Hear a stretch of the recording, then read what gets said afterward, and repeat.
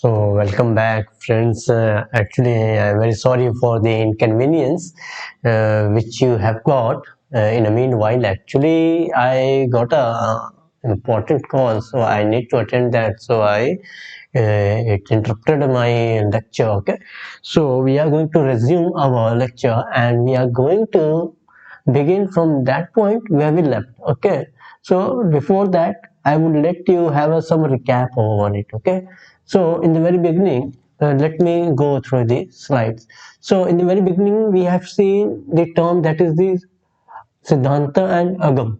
Okay, and these two terms are being referred for the Jain sacred text. Okay, all those texts which are belonging to the Jain or Jainism and they are sacred for them. So these Jain sacred texts collectively they have been given name that is the Siddhanta or Agam.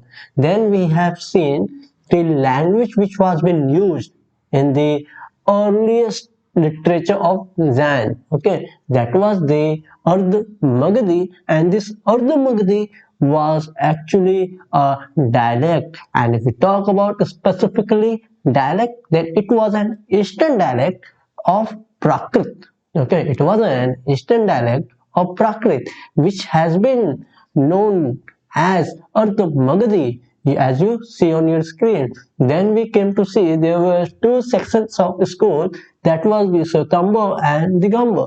And as per Sotamba tradition or as per Sotamba canonical or canon, we see 12 Angas, 12 Upangas, then we also see there 10 Parakinas, then we see 6 Cheda Sutra, then we see 4 Mula Sutra, then apart from that we have also seen that some of the texts are mentioned there. And that's the Nandi Sutra, or you can say, or Nandi Sutta, or you can say, and we also see that the Anugodra. So moving further, we have seen the some of the texts are contradicting to each other, means they are corresponded to Sutamba text and the Gamba text too. So if we go through these two sections, then we see that the Gamba don't give the importance to the text which have been referred by Sutamba, but there is an exception we see, that is the Angas, and Anga is such a text which have been accepted. Apart from being accepted, so the Gambas are also giving prime importance to that text. That is the Anga. See, this Anga has been referred or it has been taken by Shwetambar canon, but it is an exception text which the grammar also accepted and they give a prime importance there. Okay, now we also see there is a specific text which have been clubbed together, and that text is been named Angabhyas. So in Angabhyas also we find there are several information, there are several doctrines which are overlapping, and we have seen the timeline. When was this, means with the very earliest reference we get of the 4th and 5th century BC. Okay, the very earliest reference which we are going to find in the Jain literature, we are getting from the times of 4th and 5th century BC, and it get carried on till 5th or 6th century CE. And this time period, or within this time period, we see several changes, several modifications, several eliminations, and then we also see several addition of the things have been taken place. And I mentioned it there. For that, it's not an easy task. One has to be very thorough, one has to be very knowledgeable, he should be a good scholar, or he has gone through means quite a deep research, or he's having that deep means you can say technical, means he's very means thorough with the context or with the content okay, of that very particular era, then only he could means find it out where the things have been added or manipulated. Okay, so already I explained this in my previous lecture, so you may refer to it. Okay, so now I am moving ahead, and I would also let you know that here I mentioned about the you say what we have seen, that is council. So I talked about the two council. One of the very first council means that took place in Patliputra, and there the compilation of Anga took place, and this is according to the Svetamba tradition. This is according to the Svetamba tradition we are talking about. Okay, and as per this Svetamba tradition only, we see that there is a council held in the Vallabhi, that's in Gujarat, and if we talk about the timeline, then it's the 5th or 6th century CE. Okay, that is the Christian era. But we also need to see here the entire canon, that is entire compilation is going to take place at Vallabhi, and this council has been presided by one of the learned men, or you can say one of the very prestigious men of that time. He might be a saint, or he might be someone who is means given a prime importance, and he is presiding. And that person name is Devaratti Krishna. Sorry, Devaratti K. Sharma Sarmanan. Okay, so he is the person who is presiding the council at Vallabhi of the Jain sect. Okay, now we have moved further, and we have seen the non-canonical means, where means you are going to see the work completely means partial, means not completely. I should correct myself here. So the work is been written in a partial Prakrit dialect, especially Maharashtra has been referred most, and here I also mentioned you that it's a mix up. Okay, Maharashtra and Prakrit, then Prakrit Sanskrit, then Sanskrit and Maharashtra. So it is going mix up. Okay, so we also saw the timeline that it's taking place in the early century. Okay, it's taking place in the early century. See, apart from that, I also mentioned that Kannada.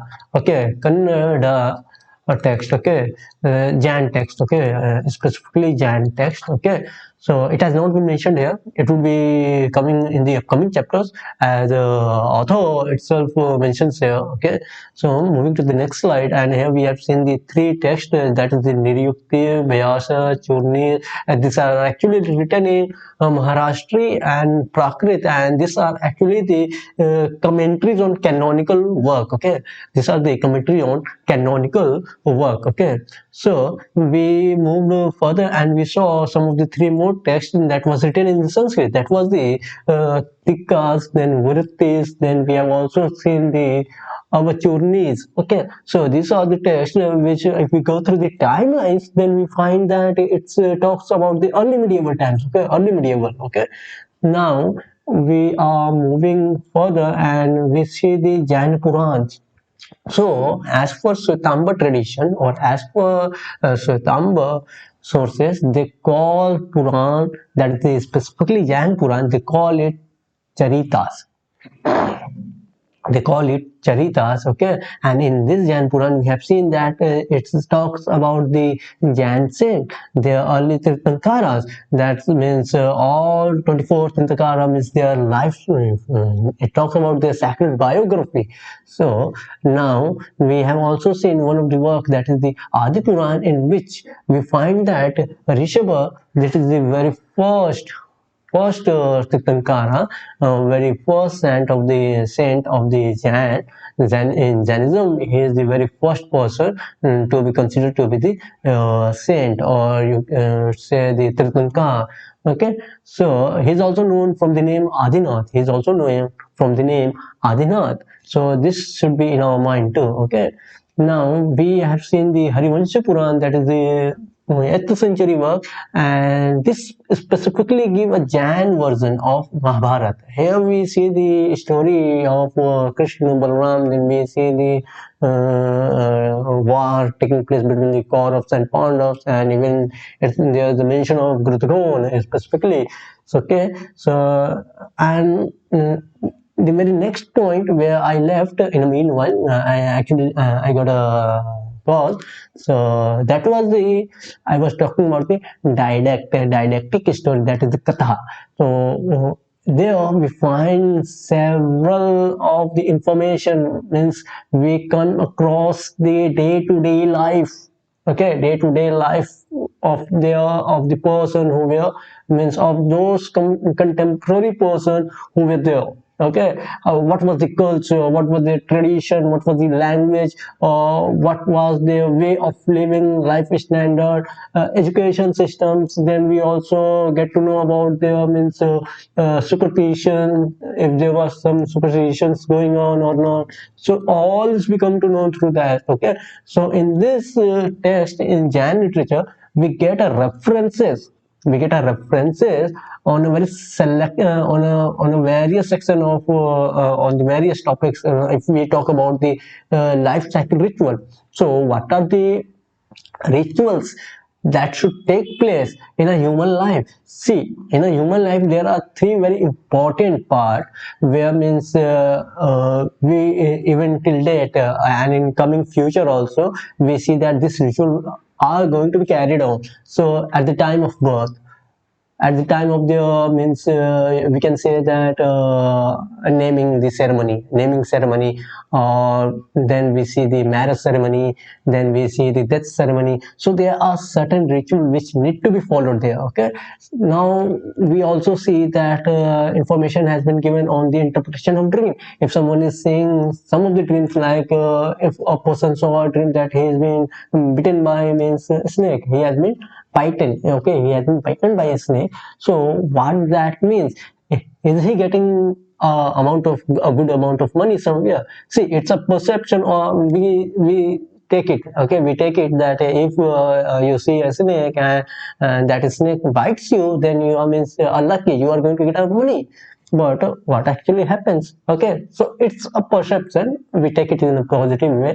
And we also see that if someone is, means drawn in the sea, so these all things will be explained, these all things will be explained in this text, in the Jain literature, we find that thing, okay. Apart from that, we also see that Jain literature talks about the, means administrative side too. Administrative side, if we talk about, then we see there the things how to plan a town. So it's giving us the information. See, this town planning is giving us the information about the local self governance, okay. So was local self governance there or not? So we could go through it, okay. How was been town planning taking place, who was the person, who was the, means architect, who was, means all those person under working in, okay. What were the parameters, okay. What were the, means who were, means giving the approval.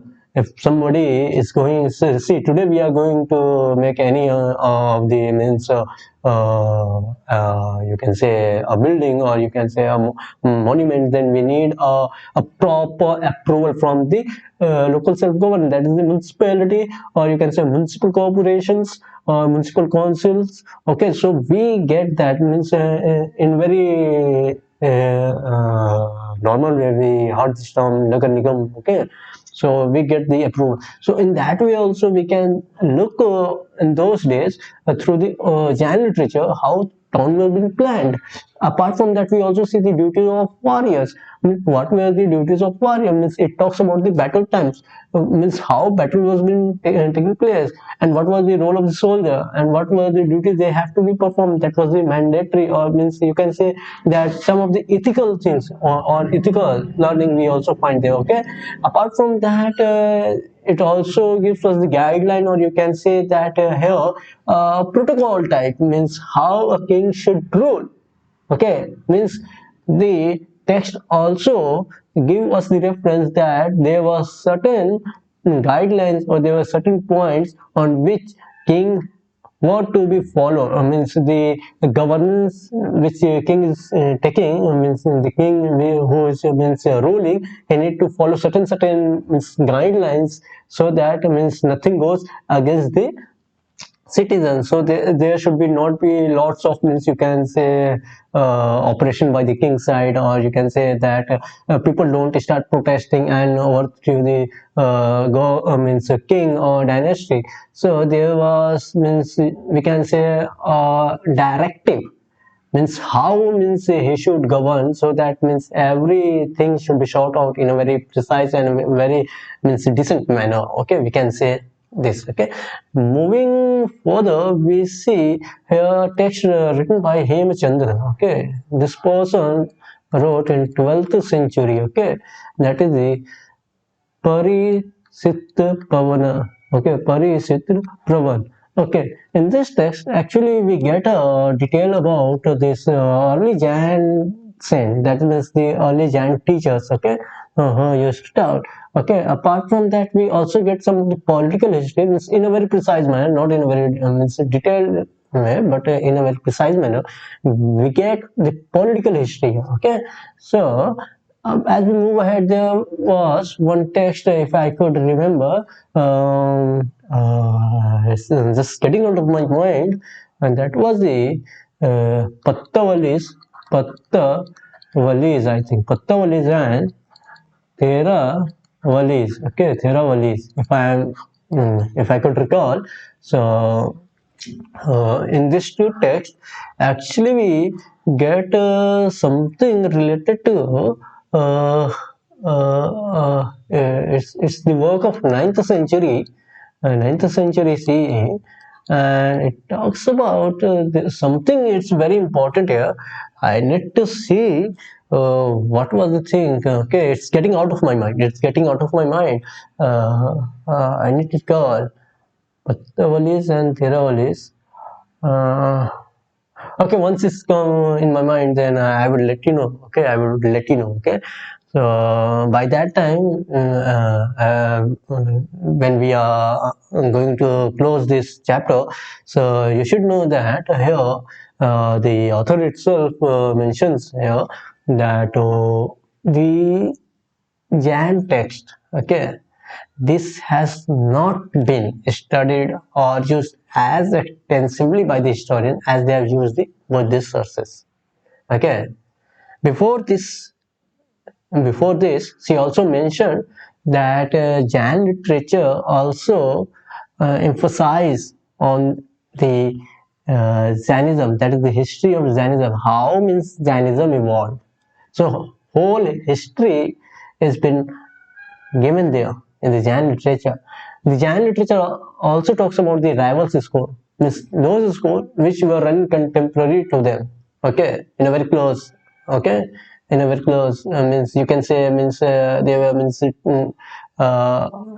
either they were beginning or they were means before the Jain literature means you could see Ajivak was there, then you could say Buddhist was there, then Jainism was there itself. So these three means so rival were Buddhist and this Ajivak. Okay, so they have given the reference there. Okay, of the rivals, and in the very end, they talks about that this Jan text has not been used as severely, as extensively. Sorry, as extensively as means Buddhist sources. And see, we can find the reference in a very clear way.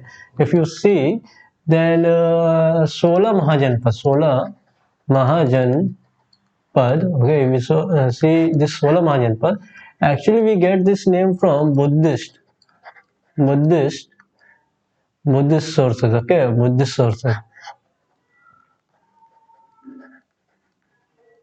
Buddhist sources. Okay, that is the Anugutra Anugutra Nikaya. Okay, Anugutra Nikaya. From this, we are getting the name of those Sola Mahajanpad. Okay, it's not that means Jain literature does not mention about Sola Mahajanpad. It also mention about the Sola Mahajanpad, but the thing which has been given there, the name or the timeline, if we are seeing, then it's means very means you can say later on.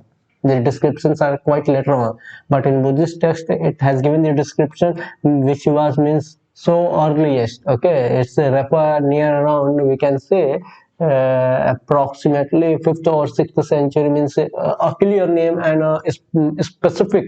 It is pointing out the names which has the means sources somewhere mentioned. Okay, so that's why historians have gained prime importance. They have come to a point that we should opt for this text for such and such source. Okay, because means they have given more of the time and more of the you can say study has been conducted, or it has been going on till date it is going on. And they are it's see, Buddhist literature is quite vast. Okay, Tripitaka. Okay, Tripitaka. If you could recall, then you could means clearly get it. So you have to write those three pitaks. Okay, that three pitaka.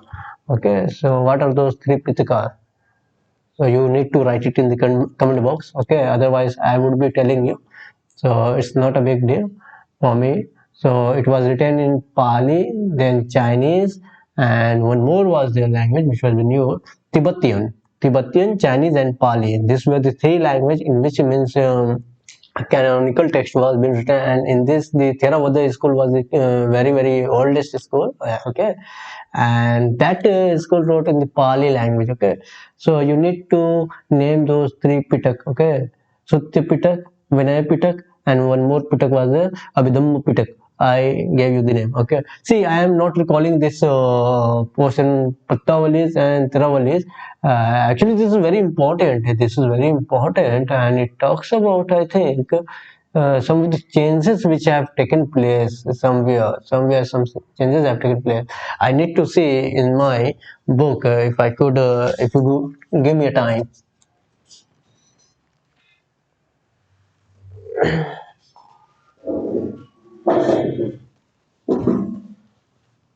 I just need to see. It's very important for me to see.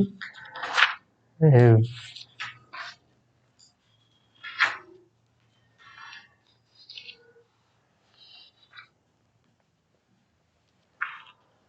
so mm, yeah,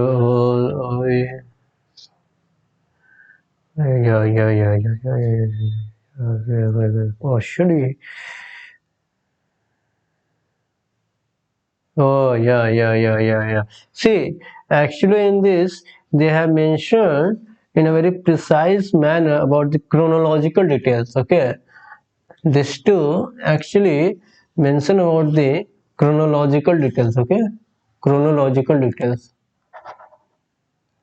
This mention about the chronological details of Jain saint. Okay, they mention about the yeah chronological detail. So chronological details. Okay, they have mentioned about the later on we are going to do Sangam literature. Okay, so Sangam literature and later Tamil work. Okay, so already you are very familiar that if we go through the southern portion of our country, that is the southern India, so there we find the old Tamil literature, and that old Tamil literature has been referred to as Sangam literature, and there were three councils which took place. So first was the Madurai, then the Kapatpuram, then again Madurai was there. So this all sources we are going to get from the traditional recorded source, that is post 7th century. See, there we get the reference that three councils had been held in the ancient time.